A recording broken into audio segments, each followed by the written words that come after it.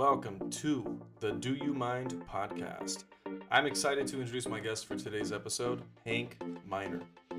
He is a public speaker and author of the forthcoming book, Level 7, The Way of Visionary Leadership, Principles and Practices to Inspire and Transform Everyone and Everything Around You. In this episode, we have an engaging and insightful conversation about life, leadership, and spirit. I am your host, Spencer Zimmerman. Let's dive in. Hank Miner, ladies and gentlemen, thank you so much for coming on today. I think we're about to have a lot of fun. How you doing? I'm good. How are you, brother? First of all, thank you for having me on. It's an honor, and I want to congratulate you on the podcast. I'm thrilled for you. There's a bunch of us out here who have been waiting for this to come, and I am absolutely thrilled. It's fun being here. I am here for you on this one because I am stoked about what you do, who you are, this podcast, where you're going in your life. So I'm just thrilled that you would consider having me on, I received that. Thank you you guys have been a huge support and huge catalyst. I think, having that support group, having people that believe in you is a huge deal. I've always wanted to do this, but the perfectionist in us is like, has to be perfect. All these things will be set up. And honestly, just doing it was the turning point, just sending it. So you were one of the first people that came to mind that I want on the show because I always love our talks. We have very insightful ways of looking at life and just reflecting on things, our own experiences. And so, yeah, I just wanted to bring that in and share that with my audience because I think they could also enjoy that stuff. Just really glad to be here. Lay it on me. 40 plus year career in counseling and psychology and psychotherapy. I want to go through each of these, by the way, because these are juicy. Leadership and human relations training and consulting. CEO of a multinational corporation for 25 years.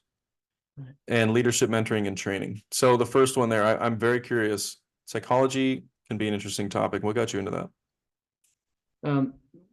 Actually, I had graduated from college and gone into my family's business, and I didn't like it. I was the only son of a very successful businessman, and he wanted me to run the family business, and I entered it right after college, and I didn't like it at all. So I went on a little hiatus, bought a backpack. This is back in the 70s where you could actually hitchhike and have fun doing it. And I hitchhiked across the country from the East Coast to the West Coast of the US. And then when I got there, I said, I'm not far enough. So I jumped over to Hawaii and I started backpacking around the Hawaiian Islands. And it was really just a search for who do I want to be when I grow up? What do I want to do? How do I want to serve people? And a lot of it was just meditating, praying, relaxing, receiving, right? What's going on? And it just came to me one day that it was important that I enjoy what I did, that I help people. And I thought that psychotherapy, which is what we called it, the formal name is counseling psychology, but I needed it to be of a certain type. I didn't want to be a psychiatrist, right? Didn't want to go through med school to do all that. And so I found what they called a transpersonal psychology program. So what that means is you've got all of the foundation work of Freud and Jung and that stuff.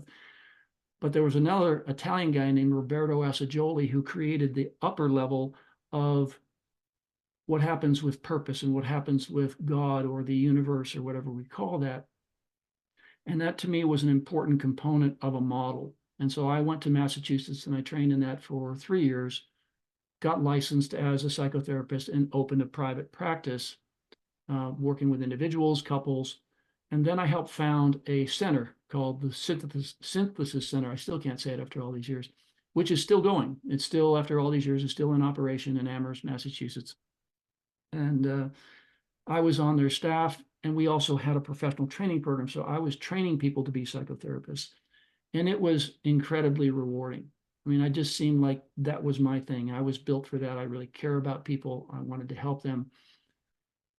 And then what happened was I started doing groups because we would do personal growth groups is what we called them at the time, right? And through that, some people came up to me and said, hey, look, I've got a business. Would you like to come consult with my staff and help me build my team or help me lead my company? And I went, yeah, sure. I didn't know anything about it, but sure, let's try it. And that led into a very lucrative career of leadership and human relations training consulting. And I was a yuppie. I don't even know if you young folks even know what yuppies were anymore, but this was in Boston. And, I had a suit with suspenders and driving a Saab, and I was a yuppie, and I was consulting with businesses, nonprofits, educational systems, healthcare systems, and I really fell in love with training programs. I loved designing and delivering training programs for people. And I did that for about 5 years, very successfully. And then my family's business called me and said, "Hey, would you come do that for us?" It was a bit of a conspiracy, and I knew it, and that was okay because 10 years had passed since I had tried the business first. And I came back in on my own terms. I came back in 10 years later with more experience, more skills, more confidence. And to be honest, Spencer, I went back into the company and I just fell in love with it. It was just incredible. It was a ship that needed turning around. This was a company that had been going on for 100 years, and it was going in the wrong direction, and it was dying. And I knew it, and I knew that they didn't know how to fix it. And so I just wrapped my arms and my head and my heart around this company and said, I'm gonna save this company. And it took a long time, right? What's it say there, 25 years? It was all the Mhm. 25 years. It was a while. But it was a chance to take what I had learned and to say, okay, you're a good consultant, Hank. You know, you've done good work. People are praising you. You've got plenty of work. But could you do it over the long haul instead of these one and done gigs? Could you do it over the long haul? Could you literally take an organization? So to me, it was a challenge to myself. Could I take these principles and these skills and make them work over the long haul?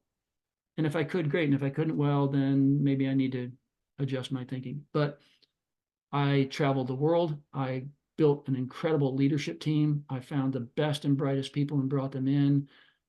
This was not an easy task, by the way. It was a family business. I had other family members who highly resented me coming in their establishment and so on. So it was lots of juicy family Mhm. intrigue and infighting and so on. Enough for a Netflix special, Enough for a a little network. series. Yeah. It definitely could. We used to say that we should write a book. We should write a book about this. Um, but I was a 60% majority owner. So Mhm. it was not, you never want to be 50-50 or you get deadlocked. But over time, it worked really well. And we became the darling of our industry. I brought education and training we had 4,000 accounts in the United States. We created training programs for them, which were right up my alley. We became known as the go-to company because it wasn't just buying our products and our services. We would train people how to be successful, and then they would go off and be successful, and they tell other people, and then they would buy more product. So it was a really lovely cycle. Um, and I also got to work with my father for 30 years. My father was a great guy, and he was not just my father. He was my best friend. He was my best man at my wedding. He was my business partner. We had a great time. He lived to 95. And we worked just like you and I are sitting here. We worked across the desk from each other. And we had a great time. So and then I made that company multinational because I started finding distributors and we started selling and doing business outside the United States. So it was incredibly rewarding right up to the time when and this was a manufacturing company, when it was getting really hard to produce things here in the United States. And we needed to go to Mexico first, and we needed to go to China. And to be honest, it just wasn't as much fun. It just that a lot of things changed at that point. But the fact is, when I look back on it now, I really did succeed in taking what I had learned and what I thought was true and bringing that into the business world. And one of the key parts of it was building a culture of trust and consciousness. Now, I didn't necessarily use that word a lot, but that's what it was. It Mhm. was, can you create relationships that are so strong that you'd literally take a bullet for each other? Could you do that? And that wasn't entirely successful, but we got real close. And so building a culture where people could have fun, people were open with each other, high irreverence. I mean, the whole culture was highly irreverent. There's things that I can't even say on your podcast that we used to say to each other, and because we were completely free with one another. And that culture was what drove the whole company. And that's what people on the outside saw. It's like, what's going on with that company? Isn't that cool? And it was. And that's the way I wanted to live my life. And it's the way I wanted to run a business. And so I would hire people in who shared that vision. They weren't yes men. They had differing views, which I loved. I wanted differing opinions, but I needed people on the same page about life is sacred. It should be fun. We should serve people. we should go above and beyond. We should be free with one another. And we accomplished all of that. That was really fun. Sounds like Burning Man a little bit. Yeah. I'm just kidding. So that was, and that was just a whole lot of fun. That sounds And then, amazing. well, Yeah. thanks. Yeah, it was really cool. And then in 2012, I was diagnosed with cancer. And that, Okay, so about 12 years ago.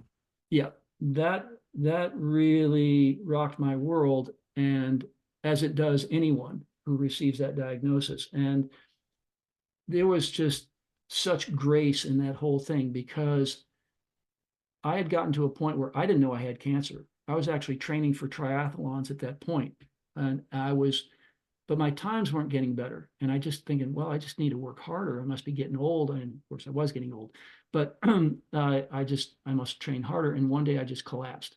I was going up, stood up in the living room to go over to the kitchen to talk with my wife, Laura, and the room started to spin and I just hit the deck. And when I woke up, I was in an ambulance on the way to surgery. And they found a tumor the size of a Major League Baseball, 3.5 inches in diameter, in my transverse colon. And that night they took it out, along with 16 inches of my pipeline. And I mean, it all happened so fast. I never had a meeting with an oncologist, a cancer doctor, until afterwards. The surgeon came to me and said, look, we got it. There's this huge, we thought it was going to be small. We were just going to do arthroscopic, just go in there. And we ended up having to slit you open and take this thing out. And he said, but we didn't see anything else in there. But you're going to have radiation. You're going to have chemotherapy. No doubt about it. So have your meeting with your oncologist. He'll tell you all about it. Fast forward a week. I sat down. Laura and I went through the waiting room of these people who were dying of cancer. It was like walking through a graveyard, and we were ushered into an appointment room, exam room. And this neat old doctor, had to be 80 years old, comes in and looks over and goes, sit down for a minute, just sit down. And he's smiling, right? Okay, he's got an interesting approach, interesting bedside manner. And he sat down in front of me, just like I'm sitting in front of you. And he said, I need you to hear something. And at this point, I'm literally trembling, right? I am waiting. I don't want chemotherapy. I don't want radiation. It's going to be bad news. I mean, that's right. And he said, I'm going to say something. I've been doing this for over 50 years. I have never met anybody as lucky as you. And I said, well, I don't know exactly what you're saying, but I like where it's going. Tell me more. And he said, I have never seen a tumor this large that didn't devastate everything in its path. And he said, it's what we call a well-behaved tumor, and it's out. You have no indication for radiation or chemotherapy. You are free to go, do your falconry. I hope I never have to see you again. You are the luckiest man I ever met. Go. And by the way, when you walk through my waiting room, wipe that grin off your face, because those people aren't as lucky as you. So that was it. I mean, I was literally done. I never knew I had cancer until he took it out. And then I didn't have to have anything afterwards. So I was completely lucky, but it rocked my world. Somebody says you have cancer. It changes everything, the way you look at everything, in a heartbeat. So shortly thereafter, we sold the company. And so now I'm fully retired. This is in 2014. And for the next 7 years, and this wasn't in my bio, this is actually one of the more important parts of my career, was I made my universe very small. Mhm. Laura and I love horses. We bought a horse ranch, small horse ranch. And I just started living life moment to moment, grateful, mindful, trying to be conscious of everything I did. When I reached out to slide the barn door on its track, I was trying to blend with that door and feel my connection to that door. Obviously, when you're working with horses or other animals, there's a great opportunity to feel their energy and to blend with them and to try to see the world from that point of view. And I spent 7 years in basically a self-imposed spiritual retreat, and it was lovely. It was incredible. And that takes us up to about 7 months ago, when one day I woke up, and it was no big flash of whatever. It was just, I was full. I felt, and this is all based on a quote from Mother Teresa, who said, we can't do great things, but we can do small things. with great love. And that was my 7 years, is could I do all the small things in life with great love and mindfulness? And the answer is you can, and it's an incredible journey. And so 7 months ago, I woke up and I thought, I've enjoyed this time, but it feels like it's time to do something now. It's time to create some kind of a structure, a vessel, a business, a service, whatever it was. I didn't know. And so I literally just kind of one day I just prayed and I said, God, do me a favor. I said, I guess this is coming from you because I feel the urge to give back.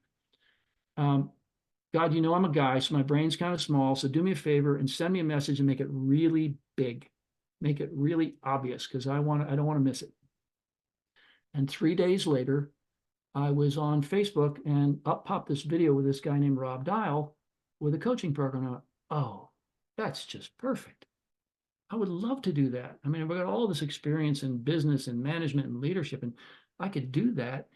And the rest is kind of history. Went through, now I'm in the second program of Rob's, and I am a coach and being successful. And it was, to be honest, it was pretty graceful because I've got such a long history. I've got a network I can pull from. I've got all these experience and skills. So I was very fortunate that way. So that's brings us up to the moment. The parallel track that I'll lay down here just for future conversation is that was kind of my career. Mhm. But the thing that paralleled it was a lifelong love and involvement in spiritual life, religious traditions, spiritual practice since I was 15. And had a cousin who led me into Taoism and Zen Buddhism at that time. And that led me into, when I was in college, I took world religions. I was just fascinated with where religions go, what's the highest teaching, Buddhism, Hinduism, Judaism, whatever it is, even Christianity. And that thread actually went all the way through my life, and it was really the most important part. That was the central theme and thread through my entire life and my career in running that multinational company. It was all based on that. When I talk about spiritual or principles, some of those were spiritual principles. Could we be intimately connected and run a business at the same time and be joyful in service and so on? Mhm. And as it turns out, the most important things I learned about leadership actually came from my spiritual study, not from my time in business. The most important things by far and away, the most important things came from my time in spiritual life. And I spent 1 year traveling around the United States doing nothing but staying in monasteries, various Trappist monasteries, Benedictine monasteries, Zen monasteries, Hindu ashrams, an entire year of doing nothing but that. And it was incredible. And so all of those experiences led me to where I am now. And I'm grateful. That's my story, and I'm sticking to it. I love all of it. Yeah. No, there's a lot to unpack there. I really appreciate you sharing that. And you have shared some of your story with me before, but it wasn't in that much depth. So I really appreciate that because that gave me a lot more windows into what makes you you and why I feel like it's such a special thing to interact with you because you've fed so many aspects of your life. You have such good balance and harmony. I feel like that it has made not, nobody's impervious to suffering or can escape that. Like that's kind of built in, but the way we can navigate life, right? Right. We'll always have the good and the bad and understanding like, you know, there are always going to be both. We have life storms. We have things that there's forks in the road and we kind of just have to trust our gut in a way or just, instead of looking back and regretting, it's kind of looking at things as like these lessons and these things taught me very valuable things that I've taken with me my whole life. And it's created this version of myself that I am now that I would not want to be any other way. So I think that was very beautiful and your storytelling is masterful. You're pretty good. Pretty good. I like it. Well, and an interesting thing in there, and you're old enough, I believe, to see this, is you look back wherever you are in your life, if you look back, because at the time you're going through an experience and you don't really understand how or why or where it fits in or something. And you get to Yeah. a certain point, generally in your 30s, later 30s or whatever, and you start to look back and you see some dots and how they get connected, Mhm. right? And that's a really fun thing to do because to me, I always want to be grateful. I always want to be present in this moment. I mean, in reality, this is the only time there is. There is nothing else. This is it. But we can look back and see the pattern of our lives and see how one thing led to another. and how they culminated in this, for better or for worse, right? In my case, I'm incredibly grateful, and I think I've made good use of my life. But whatever, that ability to look in hindsight and see where things were choices and decisions and interventions led us in a certain direction and how it led to where we are now. And to me, in this moment, we can take whatever happened in our past, whether we deem it successful or pleasant or not, and take it and make something incredible with it, because all the raw material is right there. But the pattern of how we got to where we are, where I got to where I am, where you are now, is who are we because of those things, and what an incredible opportunity. How grateful I am for that, and what an incredible opportunity is to take those things and create something of service and purpose and value now. Absolutely. Well said.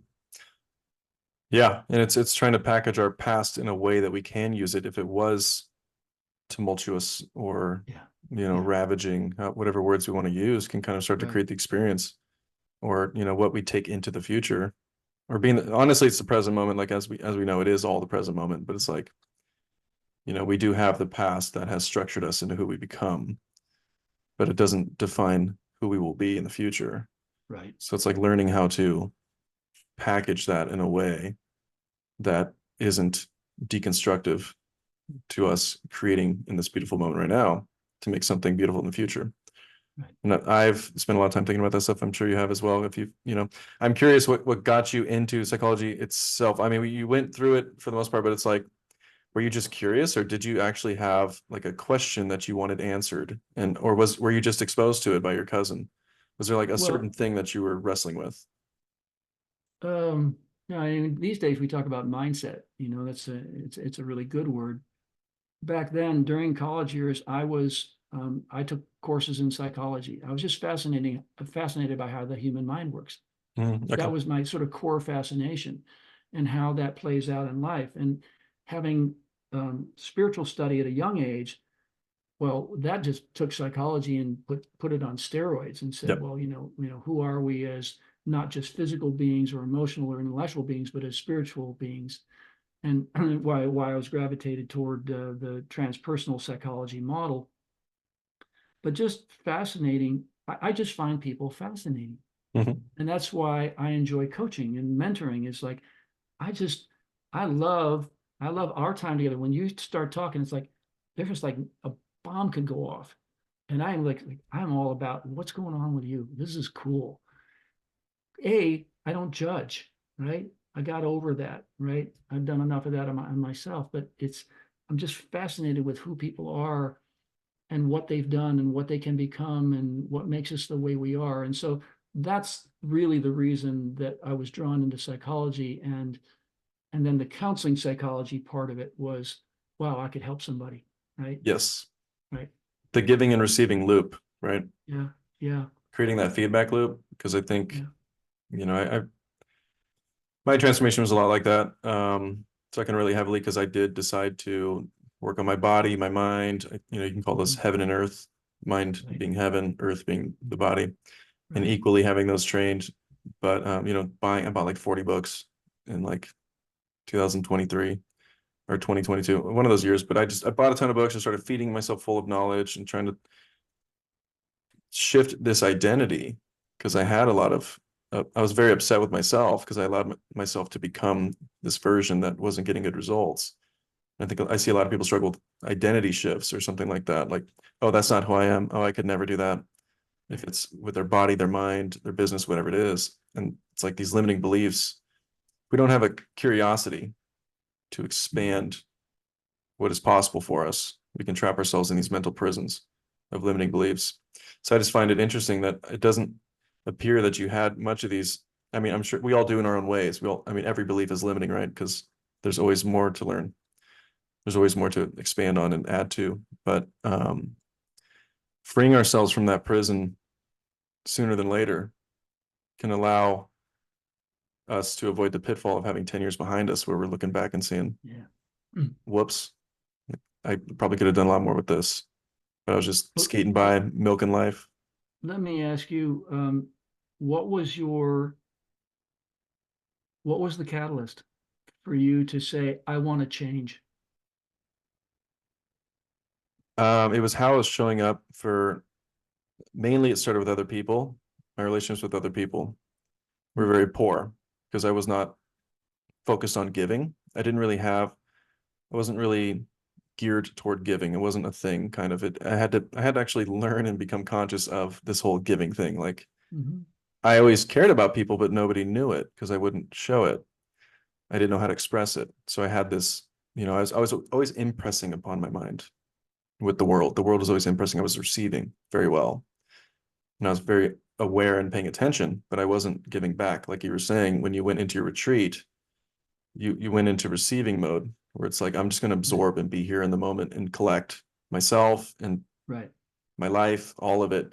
And you got up to a certain point where you said you were full, and now you're ready to give back. You're ready to share your cup because it had been full and probably overflowing at that point. Yeah. So my cup was, to me, I wouldn't even say it was overflowing because I didn't even know how to give to myself. So I was just kind of just going with my pattern.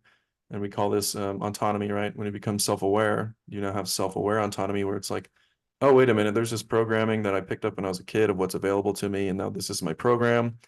And people call it the matrix, but I like to use, computer programming as an analogy here. And it's like, if I don't interrupt these patterns, first I have to understand what the patterns even are of who I am as a person and who I can become if I so choose. Because the whole idea of who Spencer is as a person can change if I so choose. Anyway, the whole point being is that I had to become aware of my patterns because I was getting very poor results. My relationships were poor. I didn't care about my body. I wasn't learning anything. I was kind of just checking out. I was chasing cheap dopamine fixes, basically hedonistic type of approach to Mhm. life, and just not having the discipline, but also ambition. I didn't really have much meaning. Like, what's the point? Who cares? What does it all Right. matter? We're all going to die. Big deal, right? That's a certain narrative that I had that everything trickled from that belief as like an umbrella belief. Mhm. And everything came from it to where it just wasn't serving me. And I kind of knew deep down, I knew there was more. And it was like I had a sense of it that I wasn't living up to my potential, but I would just kind of push it aside or cover it up or distract myself. And it wasn't until these really heavy life storms came when I actually put myself out there and experienced life or let life touch me that it triggered these responses. It was like, I have to do something. I have to change. Okay. Like, I'm suffering. This isn't going to work. Right. So, Yeah. Whatever it takes to bump us off that that track, if it's not a good track. Good. I'm glad that yeah. happened. Yeah. And it's interesting. That's why I do talk about understanding trauma, things like that, and how we derive meaning from our experiences, and that every experience is sacred, is what I say now, is because every experience has a certain amount of value that you can extract from it. Right. And it's our ability to perceive in a way that it gives us value because Mhm. we are meaning making machines, right? We can choose if something has meaning or not. Absolutely. So I can literally take that narrative and it will become true if I, repeat it enough times. I'll start to believe it. Like if you hear a lie enough times, it becomes true. That whole thing. That's a lot of what people are doing to themselves with who they are as, beings. I wouldn't even say people because even that's limiting. It's like there's even more to that. Right. And exploring that, being curious was huge. I didn't realize I had to like re-identify myself as a learner. Mm. And that helped a lot because then I realized everything's happening for me because everything's a lesson because experience itself is an opportunity to learn. Right. So I became open. I was open before, but I didn't have anything really driving me. I didn't have a motor behind the boat. So the wind was kind of just blowing me around in whatever direction. Yep. And I just decided to start setting my sail and I wanted more for myself. And what I noticed about you is you said, when you speak and you tell your story, you say, I wanted this, I wanted that. And you were making decisions and you were choosing your path, right? And it may have Mhm. not have been the most clear thing ever, but you knew how important it was to just you have to choose something, right? And Yeah, it's sometimes one of that those ready, fire, aim thing. And it's like I knew it was the right direction. I didn't know exactly the details, but I knew that that's the road I was going to go down. But right, yeah, I didn't. Lots of times I didn't know, but I love the fact that you got to that point of making a choice, and you made the choice that you did make, and then everything else started to flow from that. yeah, because I had my I guess we go through these phases, spiritual awakenings, things like that, epiphanies. Like when we first come across these, and typically I think it happens in our early 20s. People start expanding their minds and realizing what's available. But then we might have a midlife crisis, and then these other kind of events, like you were saying, when your health, took a spike in the wrong direction. Even though it was brief, it had a wake up call for you where it's like, whoa, wait a minute. There's a lot more going on here. This whole different world just opened up to me because this perspective of, hey, this could all be over at any point. We're not guaranteed a long, happy, loving, amazing life. Like none of us are guaranteed any of that. And so understanding to make the most of what we have in the moment becomes much more precedent. You become more present, like you were saying. Like you went deep into presence is what I gathered from your story. Well, I'd also done enough things. I'd been old enough where I'd done so many things. I felt like the doing part of my life was pretty well represented. And I always had a thread of the being part of my life, but I just wanted to see what it would be like to really dedicate some time to being. And during that time, I was doing stuff every day. I wasn't in a cave or in a monastery, but Right. but that balance between being and doing, and again, achieving some kind of balance. We talk about the masculine and the feminine in each of us, and the doing versus the being. And to me, life is about balance. But one of the things we're talking about here, which I really love, is the ability that we each have to make a choice. Now, there's got to be the awareness that you have that ability. And some people are so stuck, and we've in our lives, either we've met them or we were them. But the ability to make a choice, to realize that you have a choice and you can make a different choice is such a powerful moment, and it can change everything. Absolutely. Yeah. So the saying came up in my mind earlier, and I was going to share it with you, but I was waiting for the right moment. But what do you think about the idea of the universe being a momentary expression of an ever-changing unity that has no center? Run it by me one more time. A momentary expression of an ever-changing unity that has no center. It's kind of it can be a deep one. There's a lot to unpack there. Oh, it is a deep one, and I've got I've got a fairly radical view of the whole picture. So I'm not sure. I appreciate what you just said, and I do understand that. I would prefer to say that, and this is mostly from my spiritual work, is that there is oneness. And ultimately, that's all there is. So then if that's so, then what's all this, right? What's all the street level stuff? And so in many of the spiritual traditions, they talk about Maya, or the illusion, the world of illusion, the play of consciousness, the world as a mirage. And I found that that's actually more of a useful model for me, that we're here, we can realize oneness here. We're pretty committed to our bodies and to being separate, but to me, this is like the way I've heard it said is that this life is like an endless feedback loop of limitation, where we keep thinking we are limited. We keep thinking we are separate from our source, God, universe, oneness. And yet this isn't ultimately true. And another way we know it's not ultimately true is it's temporary. So this gets back to the temporary part. But so in my life, I live it on, it's what I call bifocal vision, which is street level of life, of all of life, what you and I are doing here, what we do in our everyday life. And at the same time, we are surrounded and floating in a sea of oneness. And this is a temporary thing. And so I never forget that oneness, because it's not something that's in the future. It's not something that's outside me. I am part of that. I am one with that oneness.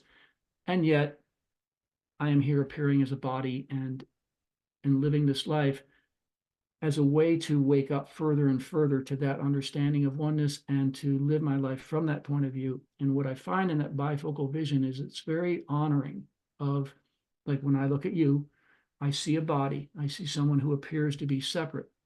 And it's fair enough, right? I mean, here we are talking, right? At the same time, I posit that we are absolutely one, that this is not who we really are. And to me, that's sacred. We talked about sacred moments. I talk about sacred relationships.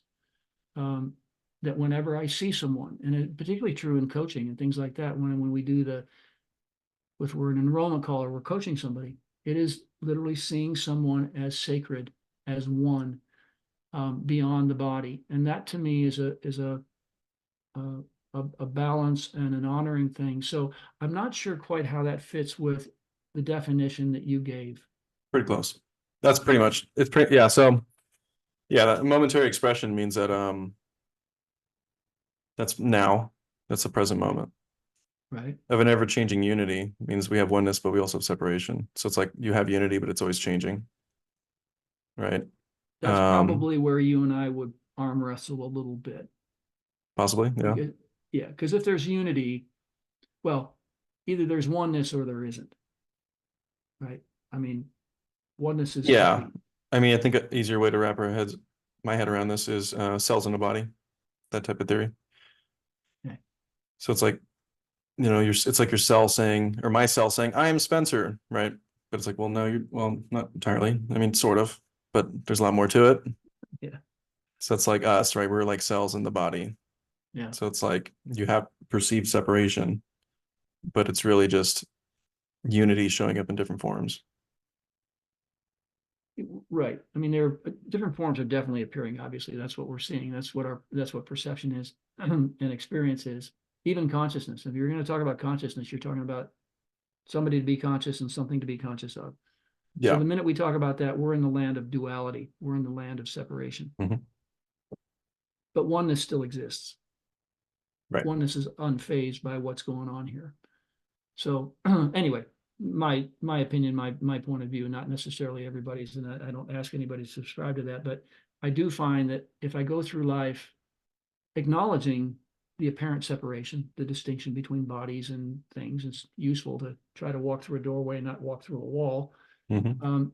But to be always mindful of the oneness and the absolute unity that exists all the time, always, already.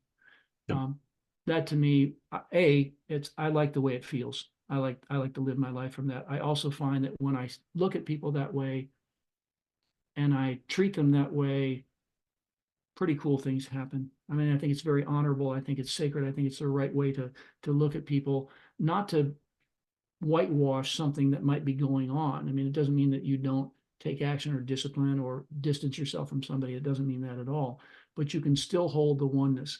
And I think that's one of the things it's an unfortunate aspect of our world right now is it's all about polarization. It's about separation. And that's where I think is a real problem is if we only see each other as separate, then it's so limiting that we get into adversarial things and polarization and criticism and hatred and that sort of thing, which is highly unfortunate. So I like keeping that unity out there so that that there's it's a place that where we are one, where we're beyond separation. I need that balance. I find I need that balance in my life. And as it turns out, when I bring that to people, it's like creating a field phenomenon. And when you look at someone and you really honor them and you really care about them, whether you know them or not, you see them walking across the street, you don't, everybody is carrying a burden. Every one of us is carrying a burden just by being alive here. And I bring that compassion and empathy out. A, I feel good, and B, other people tend to respond positively to that. So it's just the way I choose to live life, back to choice. I think it's beautiful. Yeah. And I love to hear these things because I mean, I know you're a fan of studying the world's religions, the different spiritual teachings too. I mean, as a curiosity, just there's so much to drink, right? And all these cultures and ways of thinking. Right. And so, yeah, no, I appreciate you sharing that. That it's touching basically on that phrase. And that's the thing is, the way we perceive it will become true to us for the most part. When we decide to put that lens on our camera, so to speak, and take pictures through that lens. Great segue. I mean, perfect because my whole view of leadership is based on the premise that perception determines experience. That's the basis of my premise, is how we see the world is how it creates our experience. And from that determines everything. That determines how we think, what we speak, how we feel, how we act, how we interact, whether we interact or not. And back to that thing that you so elegantly said earlier about choice, is we can literally choose what lens we want to put in front of us. If we want a different experience, put a different lens on. And say, oh, but yeah, but it's not going to change anything. Whoa, fella, the world isn't as solid as we think it is.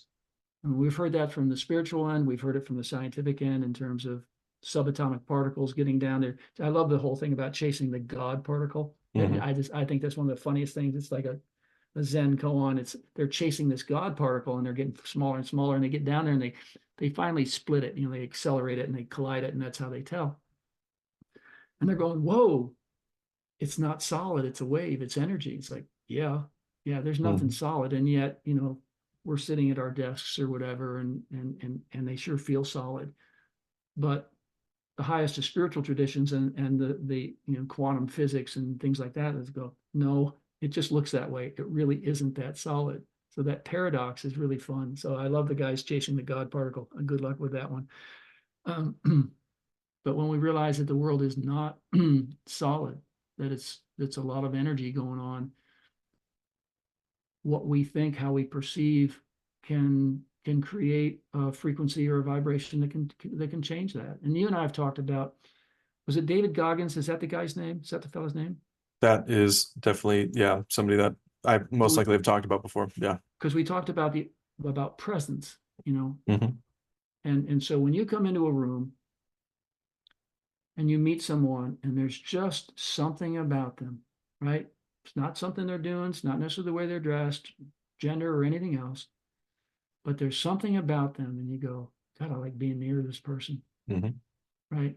There's that presence, and there is that energetic field that they give off. I don't, it's one of the ways to talk about it, but it's who they are, it's how they think, it's how they feel, it's how they see themselves and how they see us and whatever. And it's like, I just like being with that person. It's inspiring to be around that person. And it's like, why? Well, I don't know. There's just a presence, right? And kind of get to Yeah. that level of it. Yeah. Yeah. No, I mean that I find that interesting. That makes me think of like the inner work that we do. Do you think that has an impact on our level of presence, like how much we reflect on our own lives and go inside of ourselves to understand ourselves? Yeah. Do you think that has a huge impact on one's leadership? I do. No, I really do. It's part of leadership is being more and more aware of who we are truly and our limitations and so on. So there's certainly a level of conscious expansion in leadership. The best leaders that I know are just mind-boggling conscious of everything, um, and also fully embodied, right? And there's certain qualities that I look for in true leaders, and that a lot of it comes down to empathy and compassion and how they see the world and how they see themselves and how they see relationships and that sort of vision, and which is why visionary leadership is so important for me. If you actually look up visionary leadership on ChatGPT or something, it'll talk about strategic planning for the future and having a future goal and aligning your team and so on. That's fair enough. But my definition of visionary leadership is really about vision and how the way we see things, which is a choice, the way we see things and perceive things absolutely determines our experience of it. And it can help determine the experience of the people in our sphere as well. So, yes, That reminds me of influence. Influence. So how can we influence other people? And yeah, I mean, you mentioned empathy and compassion. Those seem like two things that are qualities of placing yourself in somebody else's shoes, considering other people's needs and how you can meet them, right. and then worrying about the other person. And it's why I do resonate with people that have been in the military and they talk about their teams and how they looked after their guys and they're so Right. connected because they go through these, heightened states of emotion when you're going into these really, if it's a combat environment, whatever it is, you're at such a height of emotion that it's there are some people that maybe only consider themselves in that moment. And how do I get out of here? How do I survive? Right. Me, right? Right. Instead of, are my guys okay? Did he get hit? You start checking on other people right away. Right. So I feel like that empathy and compassion goes a long way in that situation and in many others. I think that parallels to all sorts of different areas of life. So I completely agree with you on that. And that's, I think, very profound. And it's interesting too, because that can be considered a feminine quality, a more nurturing one, right? But it's out Well, of love and respect. we talked about the balance of the yin and yang, Mhm. animus, male, female.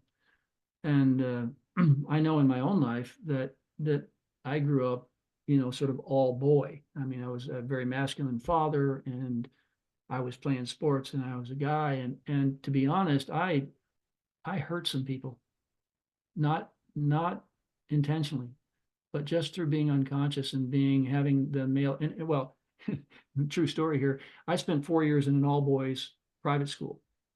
When I got out of there and I got to college and there were women, I went wild, right?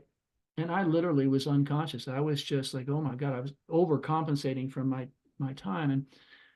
And it hurt. I mean, it's, I've certainly forgiven myself for that, but I learned a huge lesson from that. And one of the lessons was to feel what other people are feeling so that I can treat them in a very respectful way. And so I spent many years developing the feminine side of myself. That I'm very in touch with my feminine side or whatever. But it's like a balance of being forceful and extroverted and being sensitive and feeling and introverted. To me, it's not an either or proposition. And all great leaders, good leaders, visionary leaders have that balance of what we would call a great balance of the male and the female. Yeah.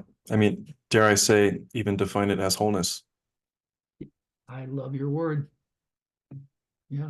That being the goal, maybe in this life that we're spending here in Earth School, trying to balance out these forces. Yeah. I Yeah, think, definitely. that's me. For my own side of this, I think I moved into my feminine very early in my life, and I had to kind of reignite the masculine because I was very sensitive and feeling, and I wanted to be a peacemaker and not have any conflict because seeing fights in the family or things like that, it was very impactful. I've always been curious about the family unit and how, if you're the baby of the family or the older sibling, and how you kind of have to move into a leadership role to lead your sibling that's younger than you, and look after them, and maybe your parents put that on you, things like that. But just noticing that and kind of seeing how our upbringing can shape us, and if we Mhm. do or are required or maybe asked to move into our masculine or feminine because the environment, whether it's our family or our peers, whatever it is kind of calling us to fill that space. Mhm. I can see a lot of us getting maybe trapped in these ideas of like, oh, this is who I am, or I am this, or I am that, and we're affirming it to Right. ourselves. And it can be difficult to break that cycle and to bring the other aspect or the other energy in and balance it out. And that'll show up later in life and not in great ways. And that's why, I think that's why mentors and coaches and leaders are important, is to help people break free of those limits, those limiting beliefs and the things that do shape us. They don't have to define us completely. They shouldn't, but they often do. And so it's great to have people. It's one of the things I love about leadership is it's never out of style, right? It's just, it's easy to look at the world and say, boy, we wish we had better world leaders or national leaders or whatever all that is. But leadership has been something that's been attractive to me simply because it's such a powerful, positive force, at least potentially. Um, there'll never be enough good leaders in the world. Um, and then there's the definition of leadership. And so oftentimes when I talk to people and I'll say, when I say the word leadership or leader, what do you think of? And, well, it's somebody in an organization. They occupy an official or a formal role in an organization, and they manage people and they have teams and so on. But yeah, fair enough. But what I've come to understand about leadership just through my life and through my work with other people is that my definition of leadership is much broader than that. It comes down to anyone who's in a position to positively influence and guide someone else. So for you, Spencer, podcaster, coach, musician, philosopher, whatever, if you were going to put on a bio, would you normally think of yourself? Would you think to put the word leader as part of your bio? I would not. Right. And yet, here you are, positively influencing people, right? Yep. So part of my mission in in my work and in a book that I'm writing is to help people understand that we are all leaders potentially leading our own life. And whether or not we're in a formal position, and particularly if we're not, if we're standing in line at the grocery store and there's someone having a hard time, we can be a leader and help them, in some way. Maybe they just need a kind word. Maybe they need to have the bags carried or whatever it is. It doesn't have to be fancy. It can be very mundane and simple. But we all have this ability to be in a position to influence and guide someone positively. And that to me, it really expands the definition of leadership so that anyone, I mean, parents, right? Teachers, clearly, but most of us don't consider ourselves to be leaders, right? I was a leader in business. Well, am I a leader now? Yes, I am, because I accept my role as a positive influence on people. Very interesting. I think that's a more comprehensive definition than the one I have. Mine is to go first. Cool. I like that.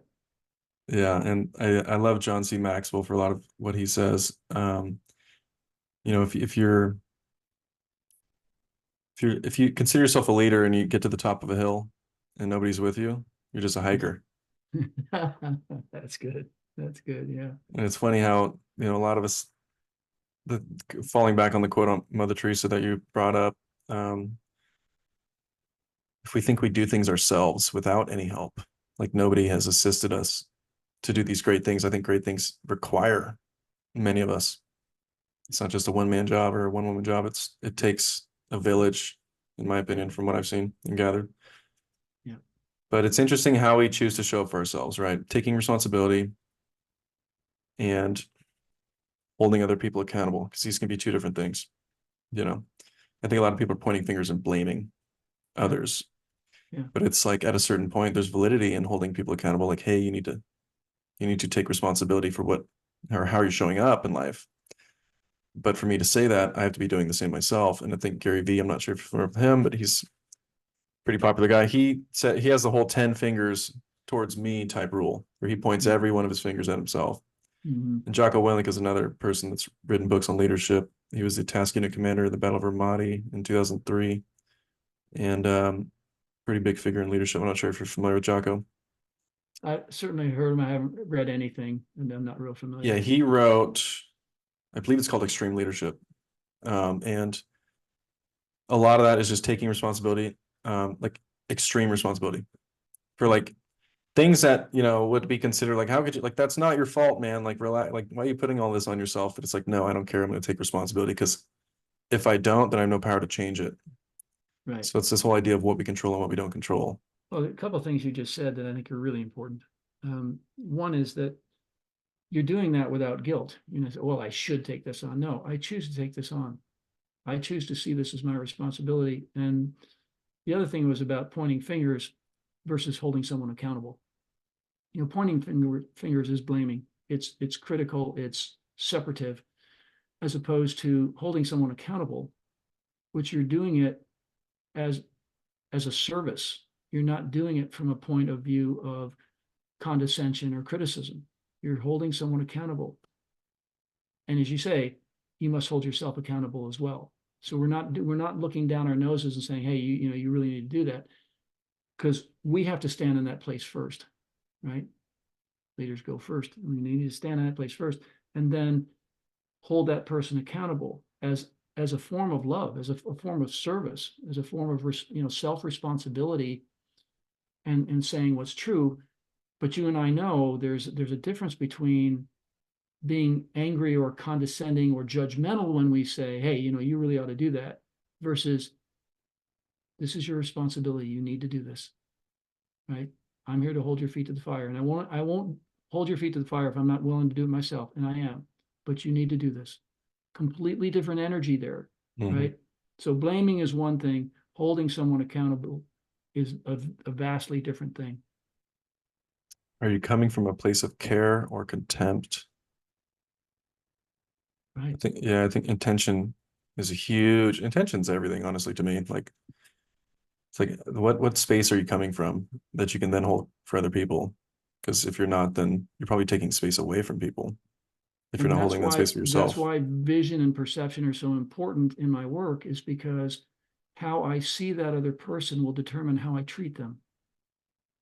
So you can love someone. I'll give you a good example. True example from my life is when I married my wife Laura, she had two teenage children. So I got a package deal. And the older daughter was out of control, angry, confused, hurt from the father leaving, and a lot of different things. And she was taking it out on Laura and us. And so that whole concept of tough love. And we looked at her and we loved her dearly. And so we put her in jail. We incarcerated her just to slow her down, just to break the cycle. But it was never from a point of, you little so and so, we're going to throw you in the slammer and show you what's what. It was never like that. It was, we know who she is truly, and we know that she's hurting, and we love her so much, we're going to break the cycle, and this is the way we're going to do it. And she spent 8 weeks behind bars, and I would not let her talk to Laura. She had to speak with an intermediary. But all of that was from a point of view of love, of helping her be responsible, never from the point of view of anger, you know. So it's a whole, you talk about intention, I'll talk about vision. It's how we choose to interact in that place that we come from. So I choose to come from a place of sacred relationship with people. We can talk about intention. What is our intention? Is it to hurt? Is it to help? With horses, and we know all sorts of people who ride horses who abuse them, who force them to do something rather than, there's an old great saying called, sometimes you have to go along with the horse for the horse to go along with you. You really need to put yourself in someone's place and have empathy and compassion, and then you can guide them, you can help them. But it's always about, are you attacking, or are you truly trying to serve somebody? And that's where the intention, and I love that word, it's where the intention comes from. It's what is our intention in any given moment? And to me, I always bring it back to, how do I perceive myself? How do I perceive you? How do I perceive our relationship and what we're here for? And yeah, honestly, I forget sometimes. I pull bonehead moves, and especially in a marriage, Laura comes in here, she'll tell you all sorts of stories, but it's just constantly, that's why we're here. We're trying to evolve ourselves back into wholeness, back into oneness, back into love, so that these acts of separation and unlove are minimized or eliminated. So ongoing. And I've had a lot of experience too. Hope I get a lot more. I have so much fun with this idea. All of us being actors on a big stage, right? We're all Yeah, playing certain roles, and the villain it's like the idea that the villain's necessary just as much as the hero, because the hero couldn't exist without the villain. true. So it's and the path back to wholeness. It's like, is separation natural? Like if you mix certain juices together and they separate, right? And I play with these ideas like separation is natural. I mean, everything that's happened has happened, otherwise it wouldn't have, right? So it's that's one way to kind of, maybe, I mean, I wrestle with the idea of like letting ourselves off the hook, or taking, a certain amount, the correct amount of responsibility, which I'm not sure exactly what that looks like. Mhm. How do we measure that? But um, the whole balance of, holding ourselves accountable and giving ourselves grace is kind of just trying to understand what we control and what we don't. Yeah, And that we are all individuals on our journeys trying to figure out this thing called life. And right. that may that may be a very vicious series of storms, or maybe you're just kind of just in a canoe, just laying on your back looking at the sky. It's Well, you not said as something earlier that I always love, which is, things happen for me. I actually didn't hear that until I got into business breakthrough. I'd never, and maybe Rob said it or whatever, but I never really heard that phrase, which I thought was beautiful. It's like, it's not happening to you, it's happening for you. And oftentimes when I work with people, I'll say, okay, look, just buckle up here. I'm going to ask you to try something. And what if this horrible thing that just happened in your life? And one of my clients right now is going through one of the worst things I've ever seen, just on every front. And it's like perfect storm in his life. And he's such a great guy. And I feel for him. But what I said was, okay, look, leap of faith here with me. What if in some intelligent moment, you scripted this perfectly? Like before this thing ever happened, you as a playwright with God at your right hand, you said, I'm going to design this horrible thing in my life at age 42, and it's as ugly as you can imagine. It makes Job look like child's play, right? And what if you did that? Why would you have done that? What would the lesson be? And it completely broke him. He went, oh, I see this, right? I I see what the lesson is here, because it was like, why is this happening to me? Mhm. What is this about? And he wasn't blaming. I mean, that's the beauty of this guy. I mean, wonderful human being.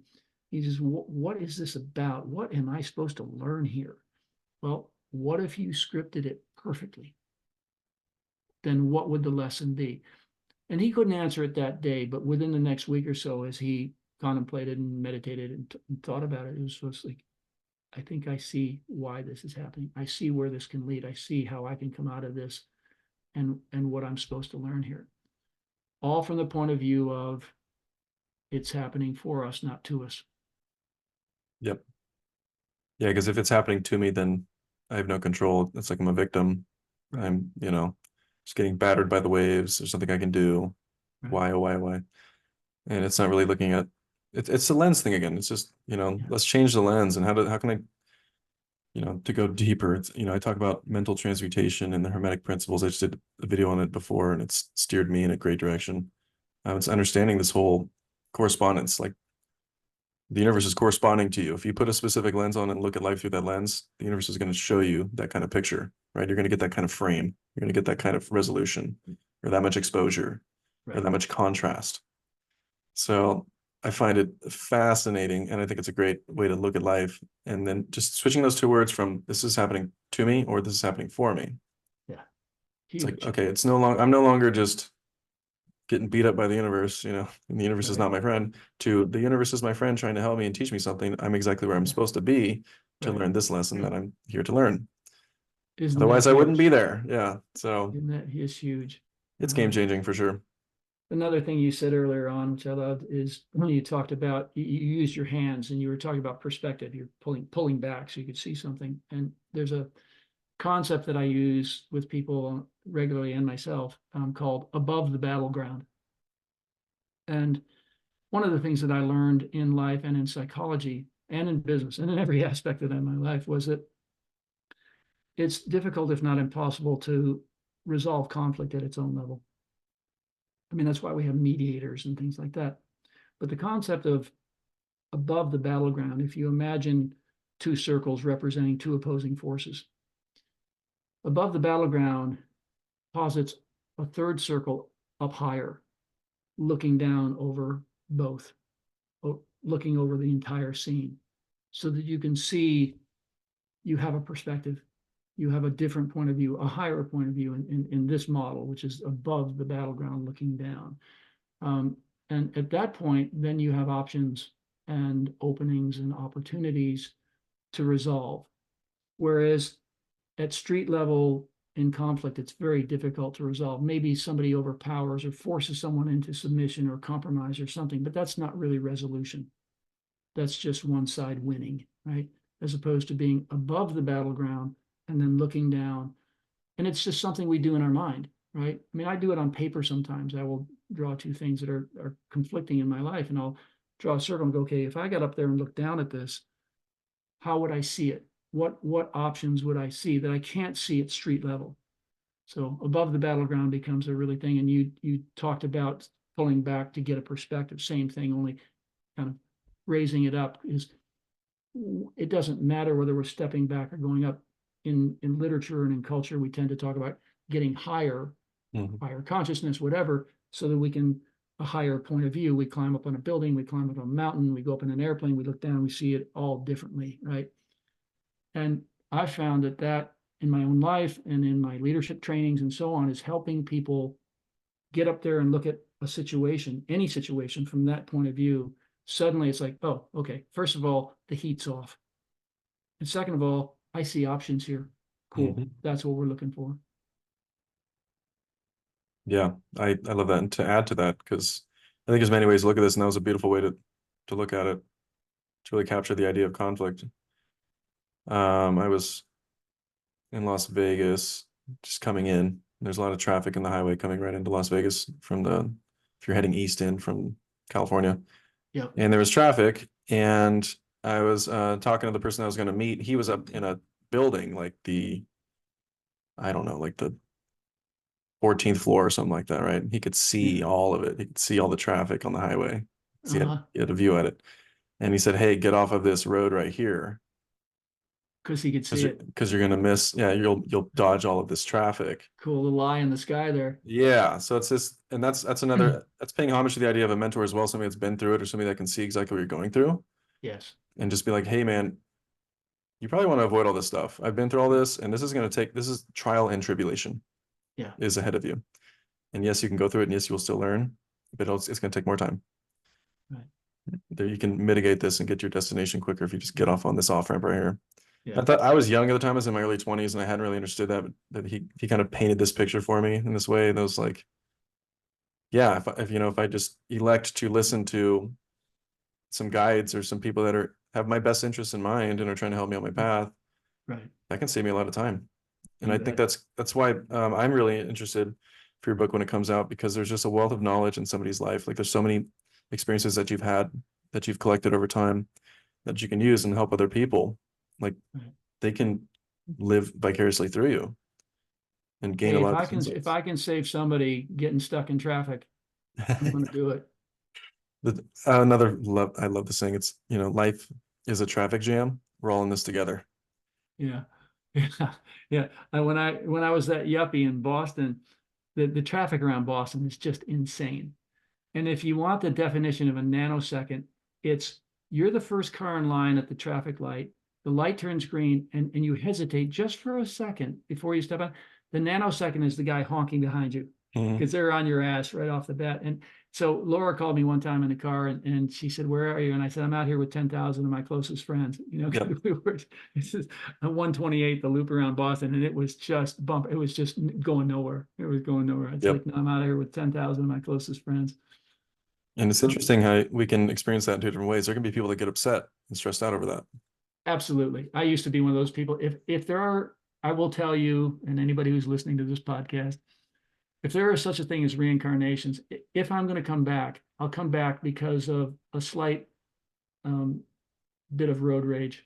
I've been known to lose my cool a little bit, and I don't yell at anybody. It's all within my own car, but I have been known to I've been known to lose it. And traffic is one of those things. Marriage is another thing, but that's a whole different game. Um, what else? What else do you want to talk about? This is fun. Well, yeah, and I find it, I love to just add on more examples. It's like Thanksgiving dinner. You just, add seconds and thirds, and it's just so Yeah. good. You want to just keep adding more. Um, you spoke on road rage. So to zoom out from that, that's a response to the environment, right? You're getting a stimuli and then you're responding to it, right? And in that Right. space, as Viktor Frankl famously said, in between stimuli and response, there's a space, and in that space is a choice. That's right. I think it's interesting because you had a period of your life where you were swimming for a goal, right? You were in achievement mode. Right. You were seeking to accomplish. And in that state, or in that mode of life, would you say you'd be more triggered by something like traffic and be more inclined to road rage, as opposed to being in a chapter of your life to where you're just floating with the tide and just being present? I don't know how to say yes more emphatically. Yeah. Um, in that go mode, when I'm really focused on something and I want it, like when I was an athlete, because I was an athlete all my life, in several sports. I was an elite athlete in 2 different sports. But especially in business, where if the context is competition, which it can be, you can make it that way. You can easily see it that way. And that's often promoted, right? Your Yeah. competitors, right? Blah, blah, blah. That I, and I was in my late 30s and even into my 40s, and something would go wrong. Like I had a plan and there was a time schedule and there was a strategy and there were steps. And I would, you know, blood pressure. I mean, it was like all sorts of nasty words, sometimes spoken, sometimes not, but that feeling of, damn it, I just want to get this done. This is important. And I would, my blood would start to get up and yeah, it very definitely. So in that lean forward, go get it done. I've got this focus, my focus, right? Mhm. I want this done. When something got in the way of that, frustration didn't even come close to the word, didn't come close to the concept of what I would go through. Now, I know a lot about self-control. If the worst part for me is when I'm in my workshop, if I do something wrong or cut a board wrong and it doesn't fit, I swear to God, Spencer, the words that come out of my mouth, you'd think I was a trucker. I'm hard on myself.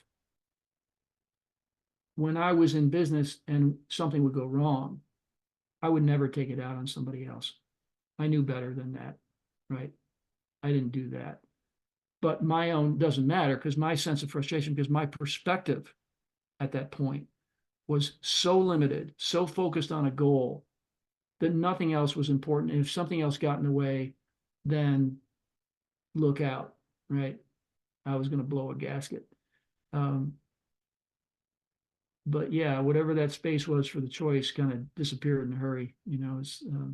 So in that doing mode, it was more. As I learned more about being and the larger picture, um, then things weren't that important. They were a goal, but they weren't all consuming. And if it didn't happen, it's like, all right, well.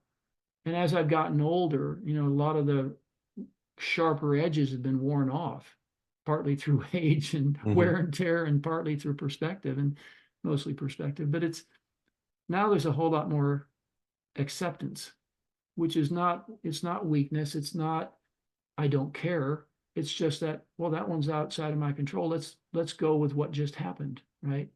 Whole, much better way to live life. Much better way. Better on your blood pressure. Yeah. Much better on my blood pressure. Yeah, How about I how find it about you?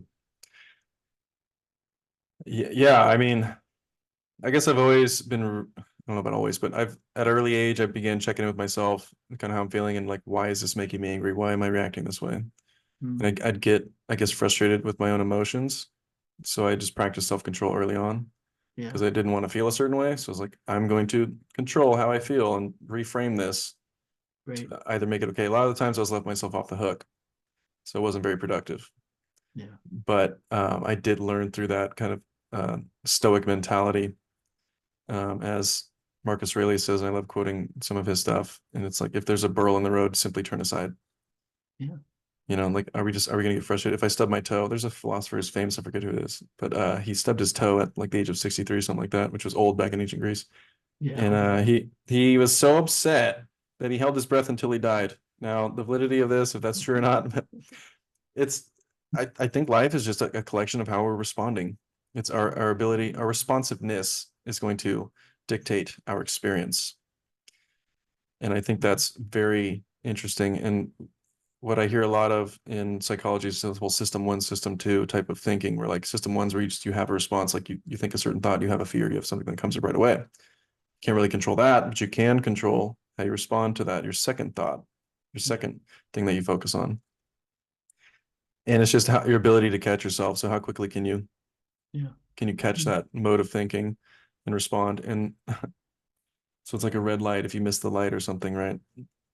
you can reframe it and say like, oh man, now I'm going to be more late. Now this is going to put me behind. Now this is not what I was expecting.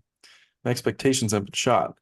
Well, Right. I can take that road, or I can choose, you know what, actually, I'm going to call this the red light of gratitude. Now I have time to think of all the things I'm grateful for. Right.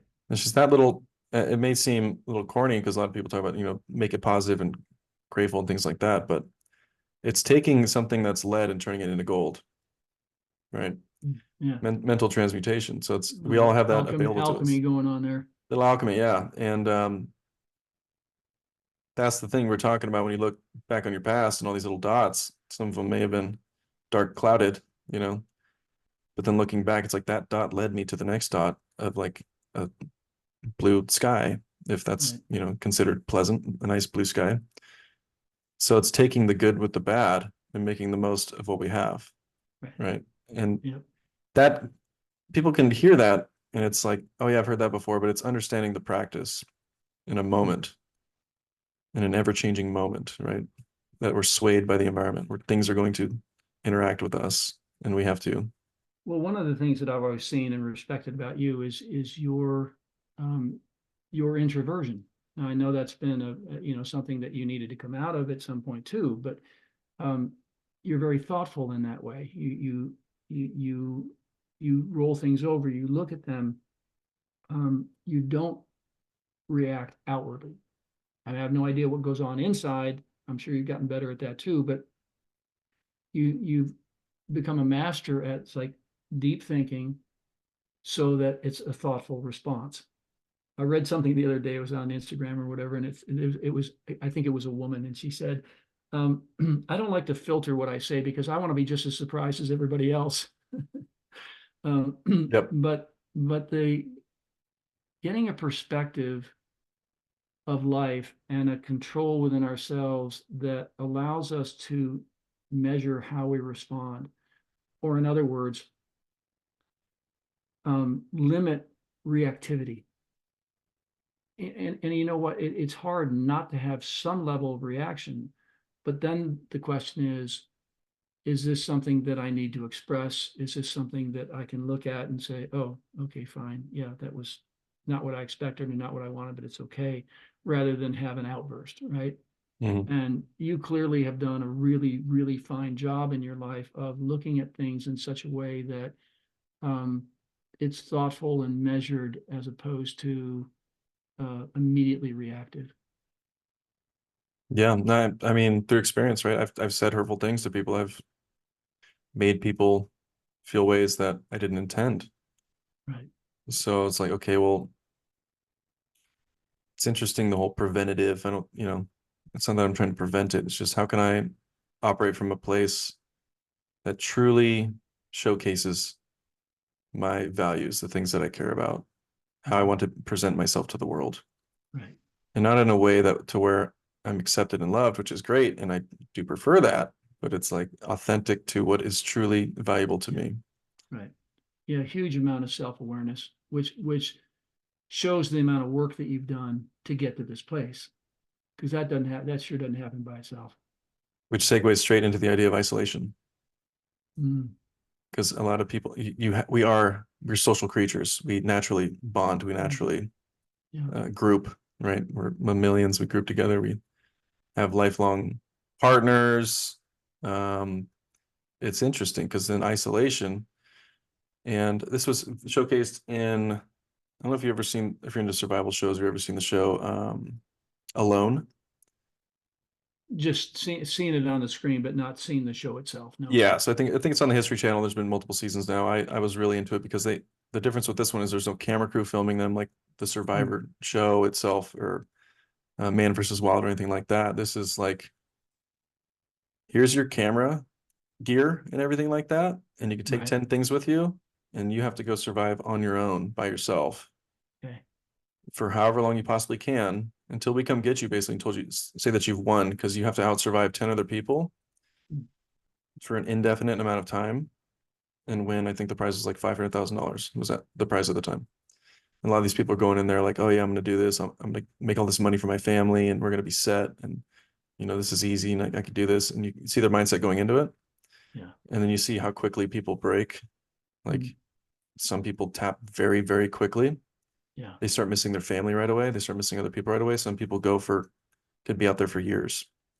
And they have these narratives and these monologues with themselves. Some of them to try to keep themselves sane. You can see into their psyche and what's happening from the separation itself.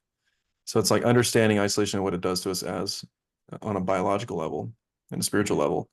It can get us to understand what truly matters. And you're bringing up sacred relationships. Mhm. And I feel like, I think Tony Robbins backs this up too, but like the most important thing we have in our lives is our relationships.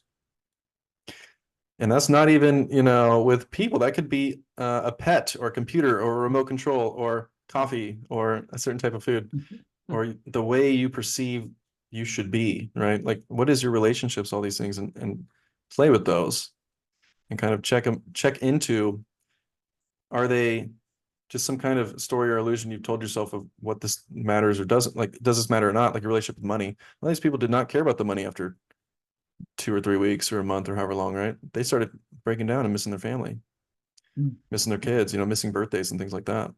Yeah. And I truly believe some of the most happiest people in the world are like the dads coaching their kids' flag football team, right? It's like a little piece of heaven out there on the field.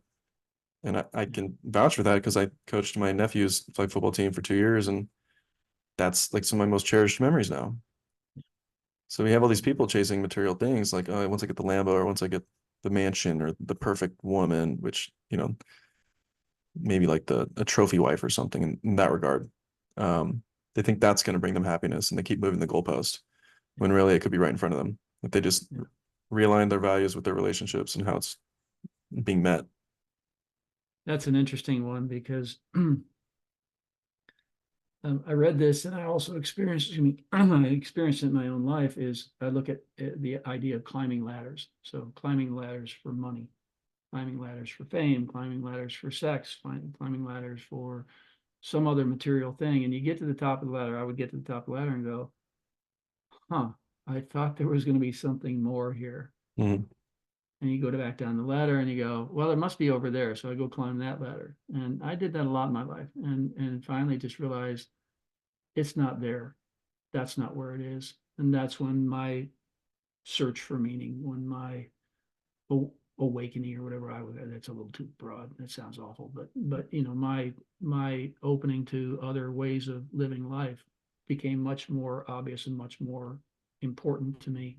Um, yeah, isolation is that's a tough one, and uh, that'll break most people because it pushes us up against how we're built as humans.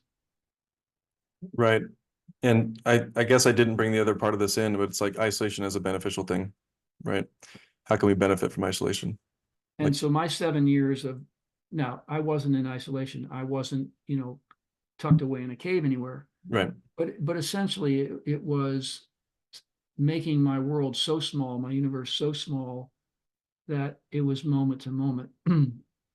But I was still, Laura and I are here together and we have our animals and we have a little town we go to and all of that. But the idea of, and that year I spent traveling in monasteries and so on, um, a lot of time in meditation with the monks. And that is, I mean, that's something that I don't see much of in our society. I mean, people, they find consolation in many, many things.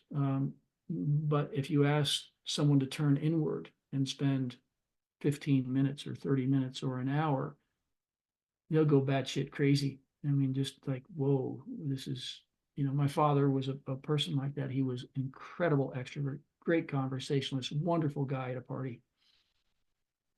But leave him alone or that and he was off the rails in a hurry, right?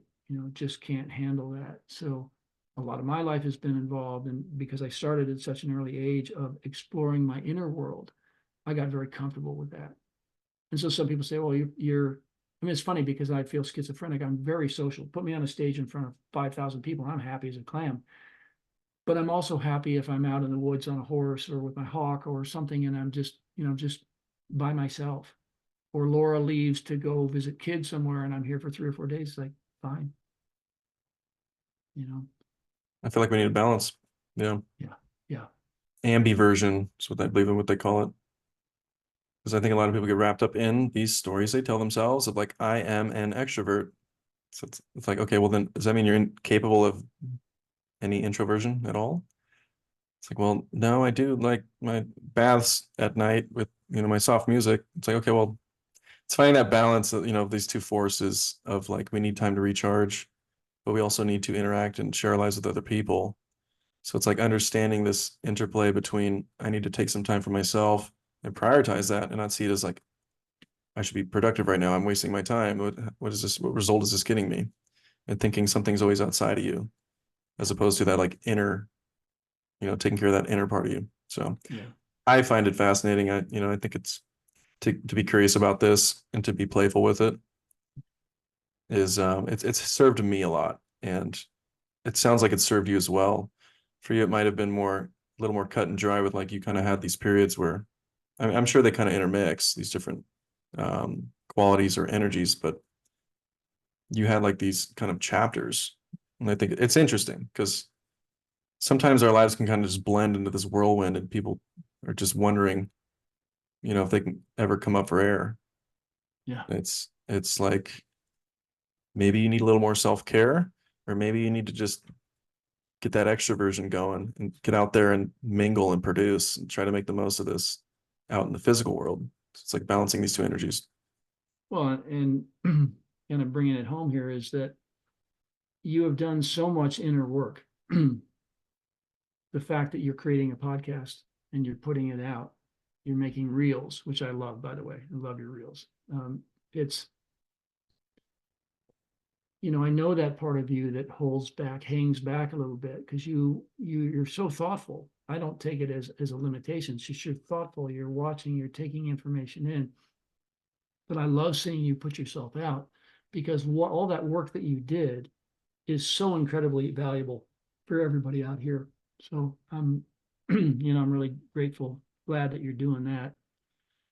And my yin and yang has been interwoven. I mean, I literally, even in my extroversion years or those periods where I was heavy, running a multinational company, I was always like when I would travel internationally, I would go try to find a monastery or try to find something sacred to go do. Mm-hmm. When Laura and I went to Japan and we visited all the temples in those rock gardens in Kyoto and places like that, and went and lived with a family for a week in the Yuya Valley while they were harvesting rice. And it's like really getting down into a culture, always trying to blend it. Horses too. Whenever we would travel, we'd try to find some place where we could get near horses. And so I was always aware of that tendency to want to just be extroverted because that was the culture I was raised in. Mm-hmm. And my family did not understand my introversion, did not understand why at 10 years old I would just go walking in the woods on a snowy morning, tracking game for hours and hours by myself because that fed my soul. So I think in this society and in our families, sometimes we really have to work to achieve a balance, and to become aware that we may need it's time for one thing, and whether that's food or activity or contact or whatever it is we need to have an awareness of what we do need, and balance and wholeness are my guiding principles. I mean, I think those are pretty good uh, ways to go. I completely agree with you, and I appreciate you bringing that in because that's kind of what I'm curious about is our ability to understand. Because I think burnout's pretty rampant from a lot of people that we speak with in our field. Yeah, Especially coaches trying to build their businesses. It's like you have this grind hustle culture, especially in the United States, where like we're one of the hardest working countries in the world. It's just go, go, go, go. And if you're not working very hard, then you must not want it, right? right. If you're not spending 12 hours a day and sacrificing all of your weekends for 2 years in a row, you must not care about this dream that you have, right? Like you don't really want to build it. And I've fallen into that trap myself before, and it is a narrative that exists in my mind that I have to contend with Right. a counter narrative. It's like, well, no, actually, if you don't take time for yourself and recharge and do these other things that you value, it's not going to give you that strength and tenacity to pull through when this challenging time comes where you do need to put yourself out there and Mm. be of service to yourself and others at a higher level. It's like we can't do that if we're not filling up our own cups. Yep. Yep. So I appreciate that. Yeah. So that brings more clarity. Um, And I think for anybody listening to this as well that struggles with this, because pretty much everybody I talk to on the subject agrees with this idea. It's like they put themselves through the ringer and they want things to happen faster than time allots for. And that's the law of sowing and reaping. Like you plant your seeds, you water them, and then you reap them. It's not like I want them now. I want my crops right now. I want to be eating strawberries. I don't want to planting season. What's that? No, like I want to reap right now. I want this now and set delayed gratification of being able It to is, compound over time. and you mentioned, the field that we're in, and so people who are getting new into coaching or mentoring and starting being entrepreneurs and starting a new business, and they buy in, let's say they buy into a 3-month program and they think it's all going to happen in that 3-month program. And all I keep telling people is, please take the long view. This is just the first chapter in this new book. It's just part of your foundation. Okay, you got to the end of 12 weeks and you didn't have a client. Not a bad thing. Don't worry about that. We're going to take the long view. And the amount of pressure that we put on ourselves, in addition to the amount of pressure, like in my family unit, it wasn't spoken. It really wasn't. The pressure that I experienced as a young boy was not about, it wasn't overt, like you must do this, you must do this. But it was a very subtle expectation that I would take over the family business. And I do remember at a cocktail party one night that my parents had, one of their friends came over and kind of pushed me in the corner and said, you will go into the family business. Jesus. For me, that was fairly light in my life. The pressure that I've put on myself has been enormous and continues to be a tendency that I need to work with. And so being able to listen to my body, understanding my thought patterns, what works for me in my life versus what may work for somebody else, is just being so aware of the timing, the timing and the balance, and when to take a break. And I literally have I am built so much to go forward that I literally have to build in a daily schedule, take a break, have a nap, take a siesta, sit down and read a book. I literally have to build those into the schedule, because if I don't, I will just keep going. And in that, I'm a bit of a product of our culture, but it's also just kind of the way I roll. And it works right up to the point where it doesn't work. And then I collapse or I burn out or something. And we see, as you say, we see this a lot with people. And it's an epidemic. Yeah, it would be interesting if the United States had mandatory siestas every day. Yeah. Yeah. Well, and so in my work life, I was able to travel all over the world. And so we would go to places, and we go to Spain for business, right? They're manufacturing in Spain. And so the first night we got there, we rolled into this restaurant at about 9 o'clock, and there was nobody there. And I went in and I said, I guess we missed dinner. He goes, oh, no, it hadn't started yet, because they take a siesta all afternoon and then they finish off their workday, and then they eat dinner and do cervezas and tapas and things much later on. It's a much slower way of life. But even now, and technically I'm retired, that's a joke. But I still have to build in those times. I still have to catch myself wanting to push, even today with new ideas and things. It's like, oh man, I could do that. And Laura is there to tug on my sleeve and say, remember, there's a larger picture here. There's me, there's the horses, there's the hawk, there's the ranch, there's the whole life here. So whatever you do, I love you, fulfill your purpose, but let's keep it in a balance. Thank you, honey. Thank you very much. Yeah, absolutely. Yeah, I find it fascinating because people come from these different places and they kind of have to design their lives to balance out. And it can be the opposite, right? Like if they're very good at being zen and just relaxing and letting the kind of world pass by, but in like a loving way, not like a guilty way of like, I should be doing something, but like, look at the way the sky shows through the trees. Yeah. Do you feel the wind right now? Do you smell that? They're very present. Yeah. And they almost have to like do the opposite of what you're saying. Like I have to actually bullet point design activities that like I must do, otherwise they won't get done. Yeah. So it's like I love meeting people and kind of figuring out their paths and how they're approaching life. And there's always something to learn. And that's seconding what you said earlier. You mentioned falconry or your hawk. Yeah. What got you into that? I'm really curious about that. I don't meet There's too many there's a fun falconers. story. We've still got some more time here. We You got haven't some more. had enough Yeah. of this yet. No, I think this is great. I am thoroughly enjoying this. Me too. Me too. Thanks again. So I grew up in a small town in Western New York, and then when I was 9, we moved out to the country to a very small village, and all my friends were sons of farmers, and we lived in the country. And right out our back door were woods and big ravine and really rural life. And I used to spend a lot of time, I mentioned it earlier, I used to spend a lot of time walking the woods, tracking animals and building a little campfire and spending a whole day alone. And I was constantly with wildlife. And one of the things was raptors, hawks and so on. I also, a little aside, at one point I was raising these fancy pigeons. Weird thing. I didn't even, it's a longer story for another time. But I kept them in the upstairs room of our garage, and I would let them out and they'd fly around and they'd come back. They weren't homing pigeons. They were fancy some other time. But anyway, every now and then one wouldn't come back. And then I figured out why was because there was a hawk up there and the birds and then bam. So I started to learn about the food chain and I thought, well, rather than have pigeons, maybe I should have a hawk. And somewhere throughout my life, and not very often, but I would see movies or a photograph or something in a book about falconry. It would just pop up. I mean, there was an old movie with Kirk Douglas called The Vikings, and this guy sent his hawk and it literally plucked Kirk Douglas's eye out, and he wore a patch the whole rest of the movie. It's like 1951 or 57 or something, it's a long time ago. But I would see falconry. So here's the story. I was driving from our farm to my place of business. This is the multinational corporation. I was on my way to work. I drive country roads.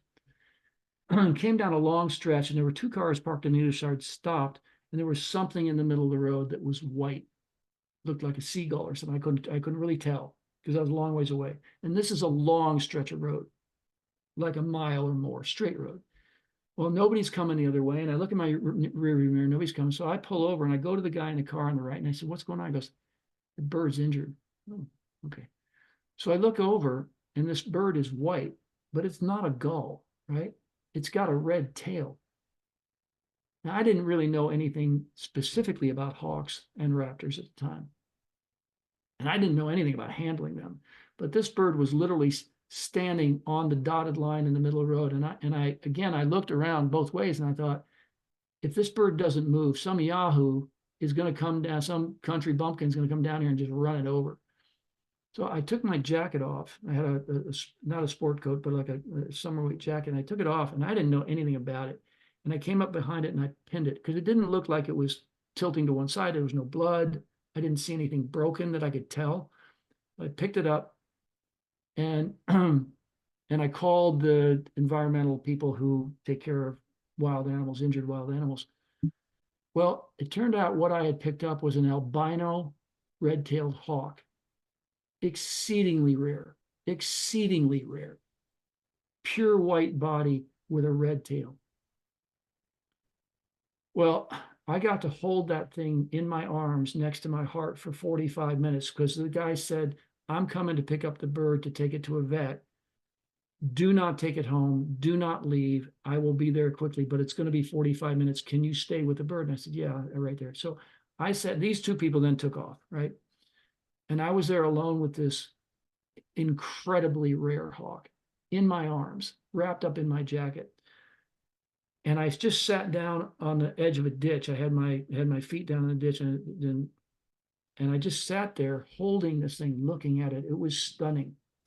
And it was basically a religious experience. I'd never seen anything so beautiful in my life. The feathers and the striations and the way the feathers moved over one another, it was just amazing. And so the guy came and I handed it over and I said, where's this bird going? He said, well, we're going to take it to an avian vet, a vet who specializes in avians. And we're going to see what's going on with it and see if it can be released back to the wild. As it turned out, I followed the progress of the bird. It had probably bounced off a windshield and it had injured one eye, couldn't be released back to the wild, and became an educational bird that people took around to schools and senior centers and so on. Anyway, I got home that night and then I sat Laura down and I said, honey, I'd had just the most actually, I didn't wait till then. I called her after I was on my way to work. I said, I was like shaking. I said, I just had the most incredible experience. And at that point, I was in my mid 50s.